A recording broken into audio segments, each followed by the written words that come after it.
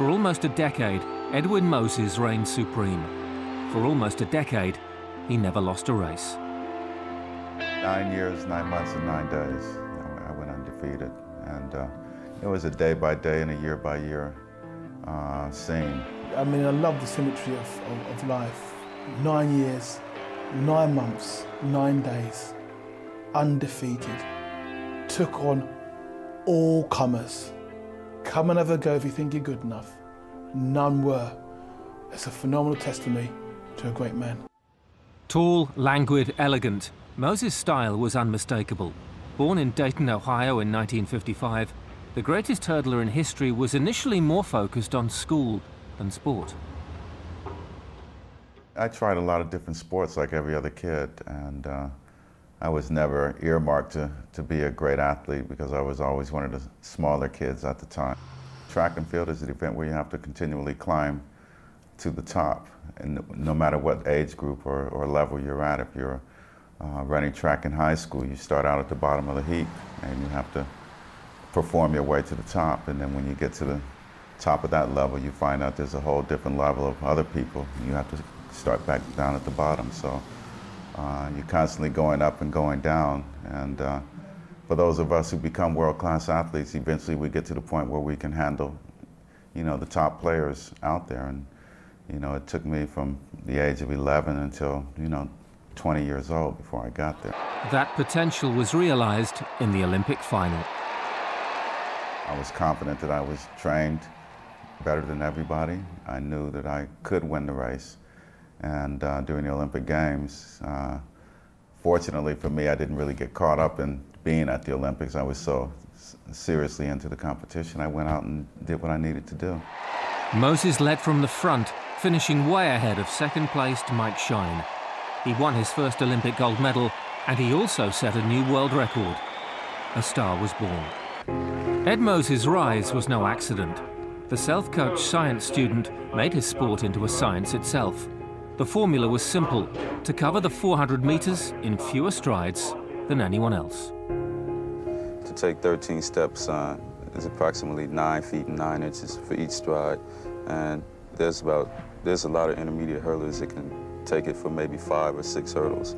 But once you go into the second turn, then it really gets difficult to keep your stride to that length. So far, I'm the only one who's consistently maintained 13. Edwin's 13 steps, I think, was born out of just his physical makeup. He's about 6'3", 6'3 and a half, you know, 170 pounds with an 8-foot stride. You vet that out and it comes out to a 13-step pattern through 10 hurdles. Edwin was able to do 13s with ease right to hurdle 10. So that's where he would get his difference. In the first 5 hurdles, all things being equal, we could all have the same stride pattern, bang, bang, bang, bang, bang, bang, bang, one tall, bang, bang, bang, bosh, no worries. It's then in the change down. And there was, of course, where his advantage was, you know, the second turn and coming home, where he can maintain his stride and maintain the flow and the rhythm, where most of the rest of us had to change strides. He was calculated, and he was consistent. And one thing Edwin figured out very early on within his race was, if I go out and do 13 strides each and every time, I'm going to win the race, because no one else was doing it. Moses wrote the commandments: if you got to run 13 or better. It worked for me. You know, the next guy in the next lane could run 13 steps and it wouldn't be effective for him. So it's all a matter of, you know, how you train, your body type, whether or not you're going to run faster using 13 steps or 14. But for me, it worked. It worked so well that Moses kept on winning. Race after race, year after year, nobody got close. My academic background is in science, so athletics was a hobby of mine. I was never really going to be a coach. I wasn't interested in coaching. The only person I've ever coached was myself, because I did most of the groundwork myself. All kinds of running, cross-country running, in the grass, at the beach, physical therapy, lifting weights, swimming pool, running on the track, about 7 or 8 different elements. The vigorous training regime worked. Moses smashed the world record in the 1976 Olympics and twice more in 77 and 80. He broke it again for a final time in 1983, almost becoming the first man to run under 47 seconds. I was able to break the world record on 4 different occasions, which is a very high number for a running event. Hardly anyone does that. So, you know, I ran 4 world records, which were all great performances, and I ran a couple of track meets in which I probably could have run way faster than I did running any of the records, and just didn't on those days. You know, he had such a flawless start in the games in '84. I looked up at about the 5th hurdle, and Edwin was so far out there that I thought to myself, there's no way I'm catching him.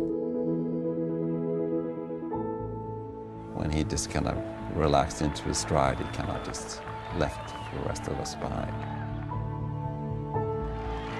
I felt that if I went out and ran the race that I'm capable of running, I wouldn't have any problems, but it's been a long uphill road, and I've been very fortunate not to have any injuries, and I just feel very lucky. You got to figure then that this was a guy that could destroy the event if he wanted to. He had an aura about him. It was just like a man who was in the zone, in his moment, and it was effortless.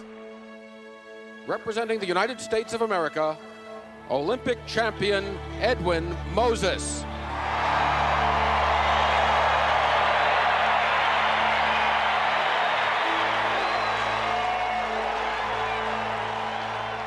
I had a good day at the office. For Moses, preparation was always the key. I competed about 15 minutes a year at the end of the year. That's all it comes out to, and 9-10 months of training to be able to do that. So the races, you know, for me are not a really big part of it because everything happens so fast and there's really so small amount of the time versus everything else that you did to prepare. 2 Olympic gold medals, 2 World Championship golds, 4 world records, and nearly a decade of unrivaled dominance. Edwin Moses, the greatest hurdler of all time. He broke record after record after record, and it was the dominant force in the event that we all just had to sit back and learn. Edwin was one of those phenomenal athletes that comes along every once in a lifetime. Well, the greatness comes, obviously, with being unbeaten for such a long time. You can keep a long streak going if you don't compete against the best, but he never shunned away from the best people. I think for just sheer unbelievable consistency and progression, to have someone who could compete for 10 years unbeaten, 122 races I think it was, is quite extraordinary, and I think he should be put alongside the Jesse Owens in the Hall of Fame as someone who was one of the greatest athletes we will see in track and field.